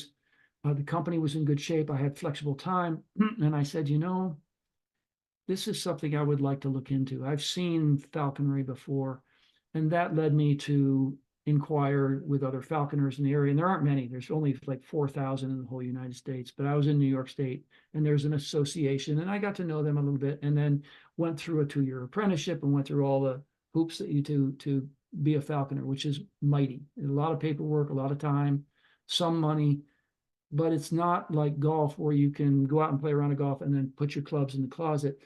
This is, you have to take care of these birds. And so that was in 2008. So what's that? Let's say 12, 16 years. Yeah. And so now I'm what's called a master falconer because I've gone through the 3 levels. I'm at the highest level, which means I can fly any kind of hawk that I want. But I have one hawk. I have a dog that I've trained to work with the hawk. We hunt jackrabbits and cottontails out here in the high desert of eastern Oregon, central Oregon. And it is incredible. I mean, there's lots of times I'm out there by myself, but I love to have people come with us. I have a hawk. I've trained her and socialized her so she'll accept being out there with other people. And you go out and you watch this bird do what it would do if you weren't there. Hunt game, and the dog is out there running around trying to move game, and the hawk chases it. And it's interesting because they're not pets. If she thought she could pin me down and rip my heart out, she would. They're not pets, and they can hurt you. So it's a very respectful relationship, but there's definitely also a bond. Like, she knows who I am, and she trusts me, and we go out probably 4 or 5 times a week from say October through March during the winter time. And I mean, we don't even know how old. I mean, falconry goes back at least 3 or 4,000 years. It might go back 8 or 10,000. It predates the written word, but it's an ancient sport. It is very much, aside from some GPS stuff where we can track them. Aside from that, you're using the same equipment the Arabians did 3,000 years ago in Saudi Arabia or whatever, and it's an amazing, it's such a privilege and so cool to be with a wild raptor as a partner, and it's just incredible. And I never grow tired of it. When that hawk flies back to my fist and lands on my fist, I'm grinning like a 5-year-old. It's just an incredible thing, and it's something that gets me out. I don't, as I say, there aren't many of us doing it. It requires a lot of alone time and being way off the grid, and lots of things can happen to the hawk, to you, to your dog while you're out there. I mean, it's just this, any given day we go out, we don't know if we're coming back with our hawk. We don't know, but we mitigate that through good training and where we fly them and when we fly them. And it's a hobby that's incredible. Last year, I actually tried to give it up and I couldn't. I just thought, That's funny. yeah, I'm not ready to do that yet. So horses and hawks and dogs are part of my life. And that's part of the balance, that this work that we do as coaches and mentors and things like that. That's where I get my balance. Today, I schooled one of my horses, and it was just touching, smelling, feeling, hearing, being around them is just salve for my soul. That's what does it for me, and that's how I achieve balance.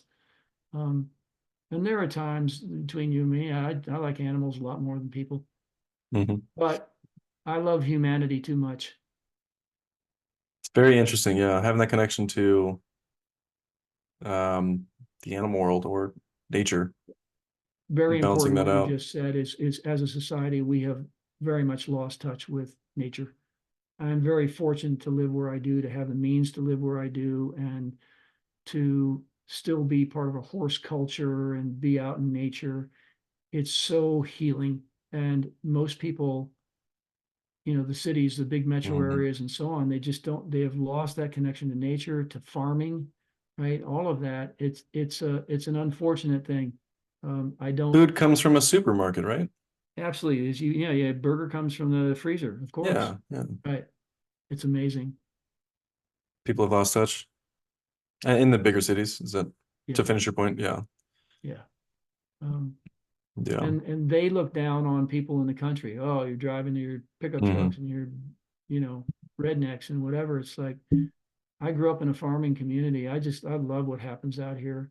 And that's why I live on, like in Oregon, you've got the Cascade Range coming down, kind of Hmm. separates the state from the coastal area to this interior land where there's farming and ranching, and over in the what they call a valley, um, is all the cities and the universities and all of that. And I have nothing against that, but they're like two separate cultures. Hmm. And um, anyway, I just, I'm glad we have a system of national parks and state and local parks that people can go to, but it's so essential. If God said to me, look, Hank, here, grave invitation, go to Manhattan, get an apartment, and that's where you're going to live your life. That's where you're going to serve me.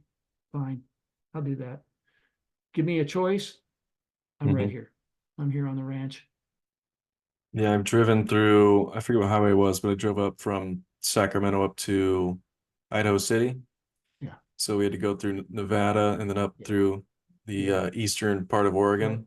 oh God, I love it. It's pretty, yeah, it's fascinating. I've also driven up Highway 1 up to Seattle, so it's we go through Oregon that way as well. Right. So it's like I see the two sides of Well, Oregon. that's a stunning, US one coming up through and through the beaches and all that. I mean, that's Hmm. stunning too. I grew up in the East where everything was very green. Yeah. My father hated the Western US. He said it's like being on the moon. I get out here in the sagebrush and the junipers and the canyons and things, and I just think this is heaven.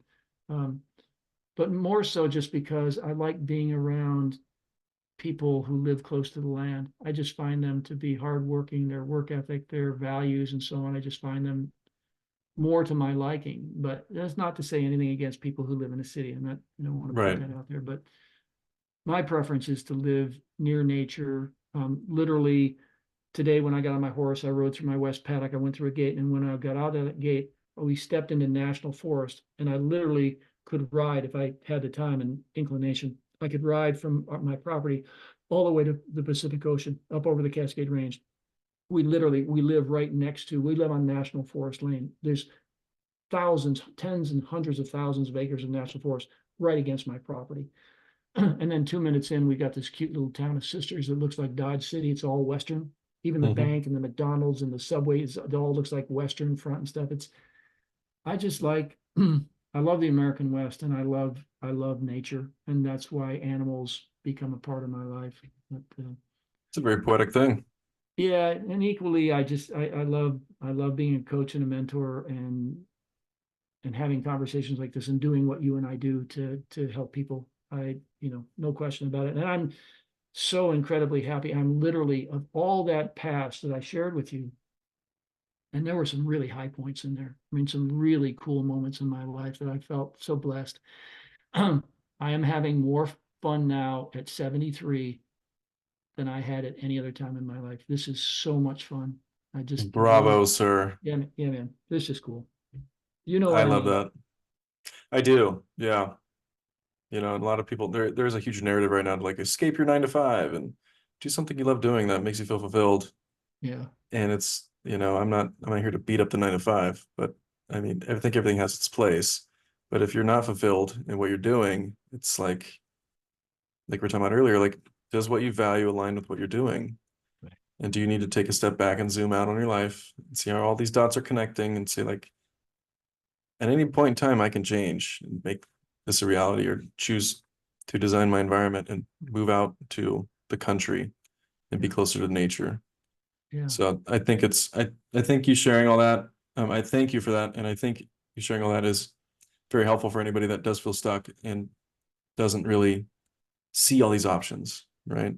All these right. different ways that we can take our lives. Yeah, so I appreciate your time. I mean, I love our conversations. Every time we get together, we always have a ton of value exchanged. And Me too. it's yeah, it's something I definitely cherish. So I always look forward to our conversations. And I do appreciate you coming on. So what are you working on? I know you're working on some stuff. We spoke about it earlier. Yeah. What's your Well, current projects you got going on? the main thing I'm doing right now, and I've always thought about writing a book, but this is the time. And I have a book. I have hired a coach, a writing and a publishing coach to help. One thing about accountability, he also has been teaching me about writing. I'm writing the book, but he's holding my feet to the fire and guiding me. And then he will actually publish the book through Amazon for me. And this is a book about leadership. And as I've said, I'm so passionate about the topic, and it's such a vital topic in the world today and always will be. And I see a gap in the in the way that we talk about and the way we approach leadership. The traditional model is about tools, and I'm not disparaging that in any sense, because tools are important. And as a leader, you need as many as you can get on your tool belt. So, conflict resolution, team building, strategic planning, those are all tools, right? Interpersonal communication, all of that is important. Those are all tools, and that's what I call content. What I haven't seen really done well is what I would say is context, which is, and we'll go into being and doing. If you can be a leader, you can be an effective leader and have lots of tools. But depending on where you're coming from, what your intention is, what your vision is, how you see the world, how you see your role, how you literally see your relationships. And this is where sacred relationships become very important to me. So it's that when you have a leader who looks at the world in a whole way, looks at people in a whole way, sees the body, knows the compassion and empathy, feels that, knows you're going through something that I probably can't see, but I'm guessing you are, and I love you for that. And I look at you as a spiritual being as well. It's what I call trifocal vision. As I'm seeing the body, I'm seeing the human, and I'm seeing the sacred. That isn't being taught right now. That's not a discussion out there in the world of leadership. There are some people talking about the inner leader, about developing the qualities in an inner leader, and that's wonderful. But the premise of the book is how we see the world determines our experience, and we can change that perception. We can change that lens. Your words, beautifully said. And when you change the context of something, you change all the possibilities. So having tools, having content is important, but having the context of sacredness and wholeness changes everything. It takes it to a whole new level. So the name of the book is Level 7, The Way of Visionary Leadership. And people say, well, why Level 7? Well, you go out there and look at the number 7, and there's all this sacred stuff, 7 days of the week, 7 stages of grief. All 7 is through numerology and all sorts of stuff. None of that mattered to me. That's not why. I just picked level 7 to represent the highest level of leadership, the highest level of something. So somebody asked me, he said, there's a level 8. And I said, no, there's no level 8. At that point, you're in oneness. You're not in levels anymore. So it's a book really talking about changing the context of how we lead and the power that can be. Because going back to quantum physics, you change a lens, you are changing your experience. And people say, well, the world's solid. No, it's not. And that's the point, is that we can literally inspire people. We can literally help people transform by the way we look at them and how we interact with them. And that's the level of leadership that I'm interested in. And that's the level of leadership that I want to call other people to. And God bless anybody in a position of leadership in any manner. But again, that definition of broadening the definition of anybody in a position to influence and guide someone positively, I want people to step into their leadership, and I want them to do it at the highest level. And I think that can make a difference. And so that's what the book about is. It's not going to be a long book. It's not full of theories and whatever. There's a premise and there's a series of practices, and it's a very nonfiction practical book. But it's exciting because it's everything that I've learned in my life. It's the most important things I learned through business, through my spiritual life, through all of my ups and downs. This is what I learned, which is the most important thing. And that's not a topic right now in the world of leadership, and I want it to be. So I'm doing that, and in working one-on-one with clients in leadership and stuff. It's just, I can't imagine a better life right now. Very, very fortunate, very grateful. And you're having the best time of your life right now, huh? I'm having the best time of my life. That's some powerful stuff. Well, Well thank said, you. sir. Well said. Thank you for having me on your show. I'm so happy for you. I love this. I love what you're doing. I'm a big fan. And I told you this even before you started it. Don't tell Rob Dial this. I don't watch anybody else's podcast. I don't yours is the only, you're literally, so that you know, yours is the only one I've ever subscribed to. Okay? So, I am honored. yeah, well, you should be. You are one cool dude. Thank you Appreciate you, so man. much, and let's stay in touch. Absolutely. Until next time. Okay? Thanks, brother. See you. Bye. Thank you for tuning in to another edition of the Do You Mind podcast. If you guys like this episode, please share it, like it, comment, let me know how I'm doing. I do want to grow this channel and reach as many people as possible. So if this had an impact on you, share a little bit of your story so other people can relate. Share it with some friends, people that you think need to hear this stuff. And once again, thank you for your support and stay tuned for more episodes. Take care.